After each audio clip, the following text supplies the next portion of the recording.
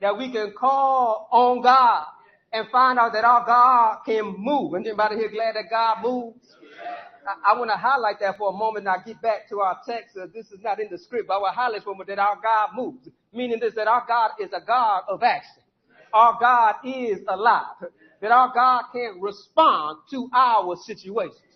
It seems like there's some people out there just don't care about what we're going through because of their inactivity.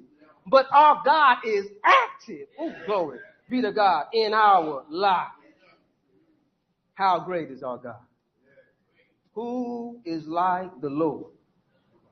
Nobody. There's nothing our God cannot do. Psalm 24:7-10 says, open up ancient gates and open up ancient doors and let the King of glory enter. Who is the King of glory? The Lord strong and mighty. The Lord invincible in battle. Open up ancient gates, open up ancient doors, and let the King of glory enter. Who is the King of glory? The Lord of heaven's armies. He is the King of glory. Can we take a moment now just to meditate on the King of glory, the God of all creation? When it says he's the Lord of hosts, he created the host. Genesis 2:1 says, so the creation of the heavens and the earth and everything in them was completed. Another translation says the heavens and all his hosts were created. He is the commander of his own army he created. He controls all things. That's when we talk about the Lord of hosts. We're talking about the God Almighty, all powerful, which means that he has all power, which means that he's not without power. He's not incapable, but he is capable because he has power. Isaiah 43:7 reminds us to bring all who claim me as their God, for I have made them for my glory. It was I who created them. Then we look forward in Revelation 4:11. You are worthy, O Lord our God, to receive glory and honor and power.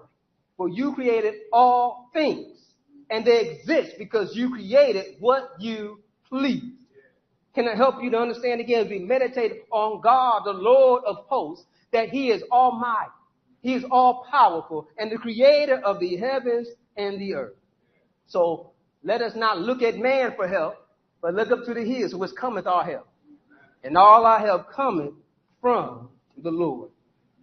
So with that backdrop, knowing who God is, look how David shows us how he knows God to be that God. A God that has all power, a God that is in control, a God that has all authority in his reach. David shows us how to turn to the Lord in times of adversity. David shows us that his knowledge of God and who he is and what he has done lets him know that he also has access to that same God that can speak and things shall change. We look in our text now in 2 Samuel. I'll just say that again, 2 Samuel, which means there's a 1 Samuel. And 1 Samuel is basically about Samuel. Samuel was the last judge. Before there were kings, there were judges. People of Israel got mad and got jealous because they wanted kings like everybody else. And so Samuel anointed Saul as king. But then Saul disobeyed God and was rejected as king. So Samuel had to anoint another king. That was David. But he anointed David as king while Saul was still king. So that means David had to wait on the Lord. Y'all heard that? He could not move ahead. He had to wait till the time was right. And now, David was a shepherd when he was anointed as king. He was a little boy. He had brothers that were older than him, that his father figured that they must be the ones qualified to become king.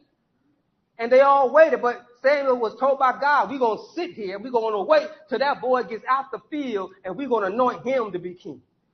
Because God was looking after his heart, not at his stature. So David, in his time of waiting to become king, do you understand? Saul wanted to kill him. Saul was jealous of David. They made a song because David killed Goliath, that David killed his 10,000s, but Saul only killed 1,000. Saul did not like the way that story was written. He got mad and look how they sing about him. I got to get rid of my competition. Matter of fact, David became good friends with his son Jonathan, and that he got said, don't you understand? He's going to take your throne. But Jonathan says, I don't care. I will serve him if he becomes king. So, see, Saul has so much against David. David realized that I will not touch his anointing. So David was running for his life, waiting to become king. But now the text comes to his coronation. David is now king. Verse 3 and 4 says, so they here at Hebron, King David made a covenant before the Lord with all the elders of Israel, and they anointed him king of Israel. David was 30 years old when he began to reign. I want you to understand that it was roughly about 15 years he had to wait to become king. I don't know about you guys, but I know a lot of people can't wait 2 years. Well, let alone let it be 15 years for you to get what's mine. But David established his place for his kingdom. In verse 7 of the 5th chapter, it says, but David captured the fortress of Zion, which is now called the city of David. I'm going to highlight here that this is not Bethlehem, his birthplace, the city of David, but this is called the city of David, the place he conquered. So when he conquered it, and it was a refuge, it was a stronghold, he says, we're going to take this place and make it my kingdom. And since it was a stronghold, it was a refuge, he knew he was secure and safe there, that he built up the area around there to be his home. That is the city of David that we know as Zion.